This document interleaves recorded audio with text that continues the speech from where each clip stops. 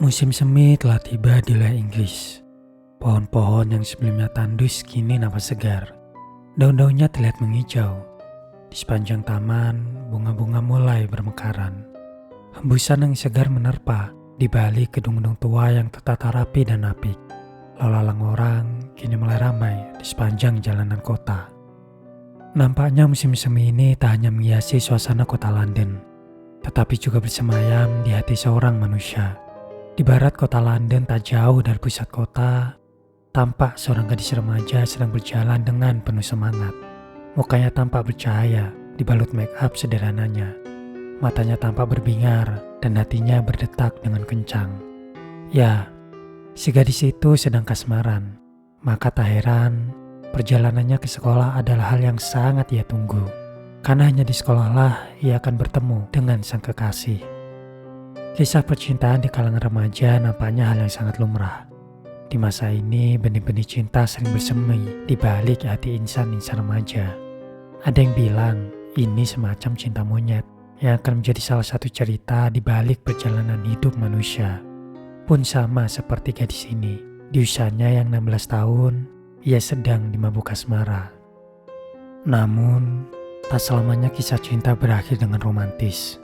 Apalagi pada remaja-remaja yang baru merasakan cinta. Ya, ada hal yang akan menimpa gadis ini akibat jatuh cintanya. Bukan tentang drama patah hati, perebutan kekasih ataupun perselingkuhan. Tetapi suatu yang jauh lebih mengerikan sedang menanti. Dia akan tewas terbunuh. Ini adalah kisah segadis remaja bernama Hesyones. Seorang gadis yang harus terbunuh di tangan ayah kandungnya sendiri. Ayahnya beranggapan jatuh cinta dan menjalin ikatan cinta adalah aib bagi kehormatan keluarga. Maka, atas nama kehormatan keluarga, gadis remaja ini harus dibunuh.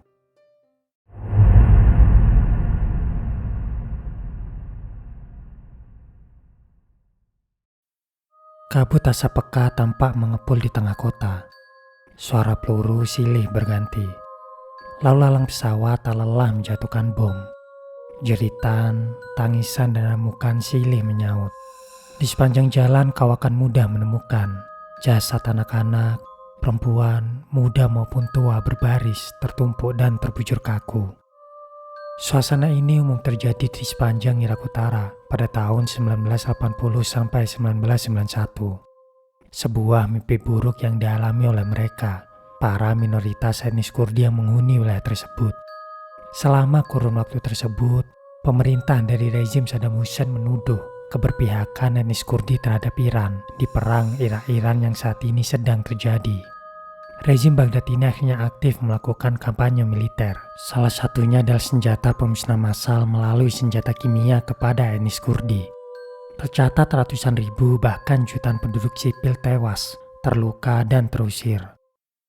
Abdallah Younes, seorang suami sekaligus seorang ayah. Dia adalah salah satu dari seorang etnis Kurdi yang aktif berjuang melawan represi sang rezim. Pada tahun 1980-an, dia bergabung ke Patriotic Union of Kurdistan, sebuah partai politik yang bertujuan untuk penentuan nasib sendiri atas hak asasi manusia, demokrasi, dan perdamaian untuk orang Kurdi Irak. Bersama rekan seperjuangan, dia aktif melakukan perang gerilya, bersembunyi, berkemah, dan sesekali menyerang di sepanjang wilayah Irak Utara yang bergunung. Namun, nasib baik tampaknya tak berpihak kepada orang-orang Kurdi. Senjata seadanya jelas kalah telak melawan militer Irak. Kekuatan militer skala penuh yang terdiri atas lebih banyak tentara, senjata, dan artileri dikerahkan untuk melawan pejuang Kurdi. Setiap hari gempuran senjata udara yang terdiri atas bom dan senjata kimia dikerahkan. Kota hancur, tanaman rusak, dan mayat jatuh bergelimpangan. Kemalangan ini juga tak luput menimpa Abdallah. Senjata kimia mengenai dan merusak tubuhnya. Seluruh keluarga dan kerabatnya yang tersisa telah terbunuh. Bersamaan dengan hal itu, sekitar tahun 1986 anak kedua Abdallah lahir. Anak itu diberi nama Hesyones, seorang gadis kecil. Hesu kecil saat itu harus tumbuh di tengah kemelut kekacauan. Muka pun tampak sayu dan muka penuh keputusasaan. Represi rezim terhadap orang-orang Kurdi tampak tak berhenti, sementara sang anak terus tumbuh.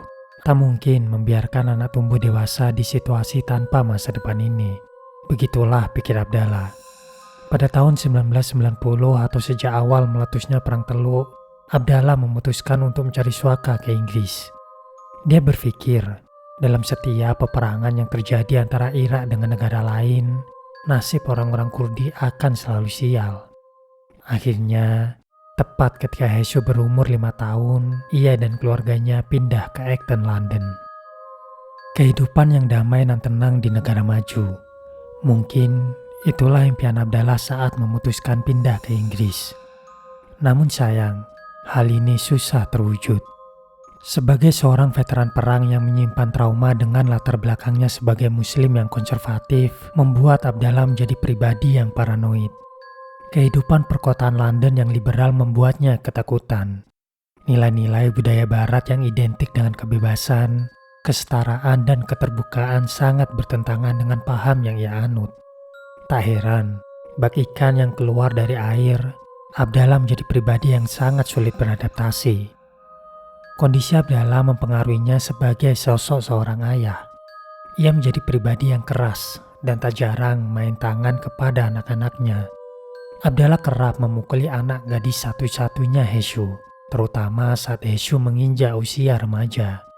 Baginya, perempuan adalah sosok yang rentan jatuh akan godaan dan fitnah.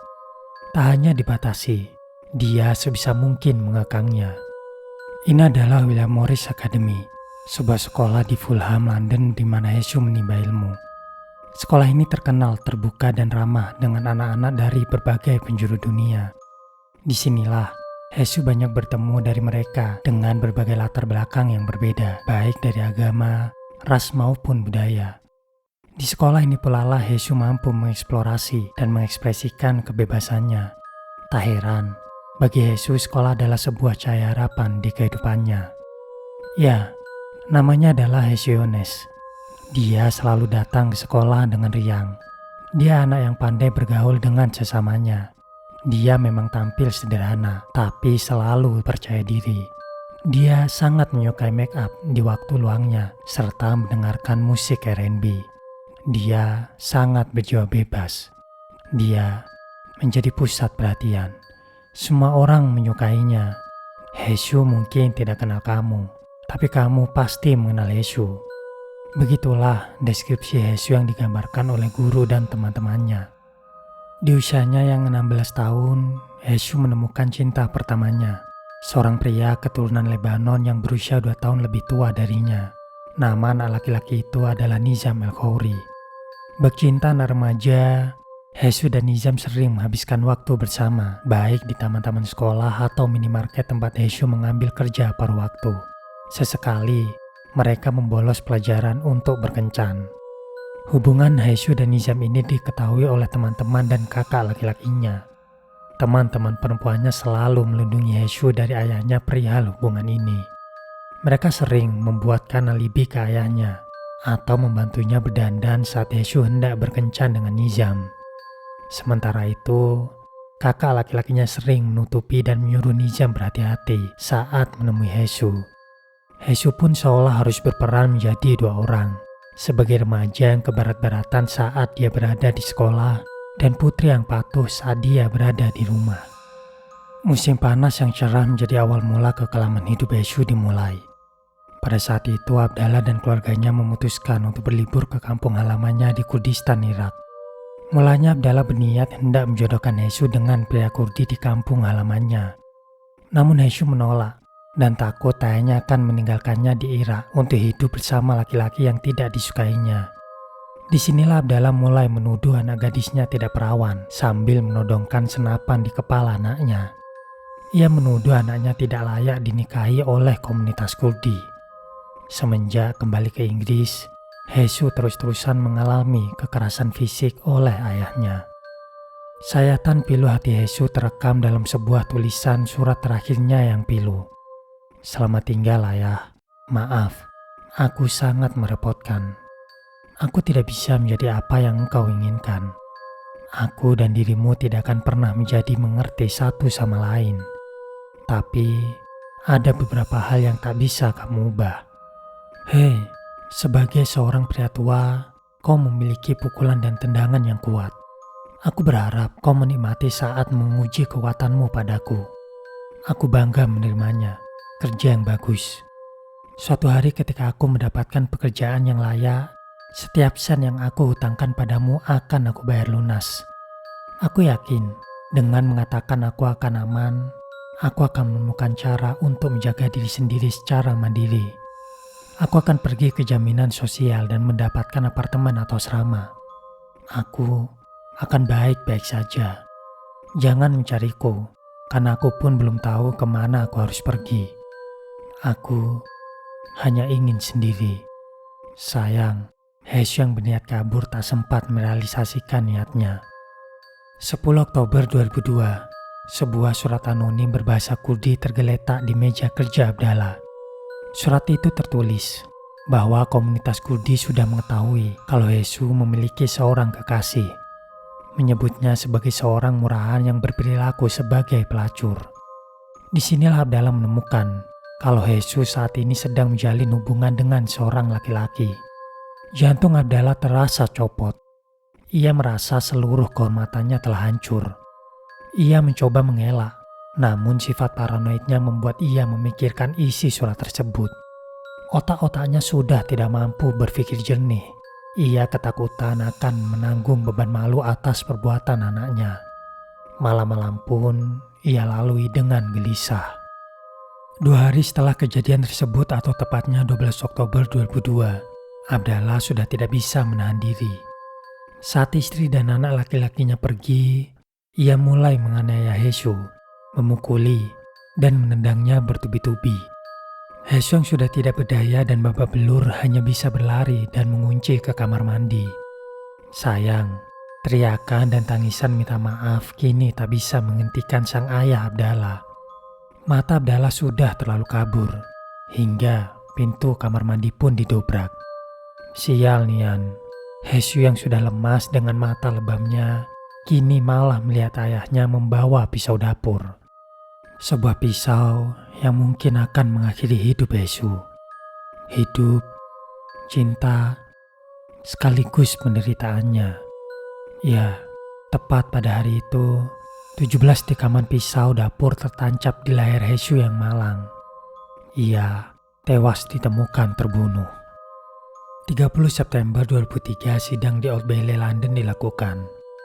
Abdallah yang sebelumnya melakukan percobaan bunuh diri dengan melompat dari lantai 3 tepat setelah membunuh anak perempuannya berhasil diselamatkan.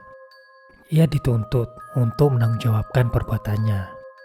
Kepada hakim ia menjelaskan motif pembunuhan putri satu-satunya didasarkan atas nama kehormatan keluarga. Ia memohon untuk dihukum mati.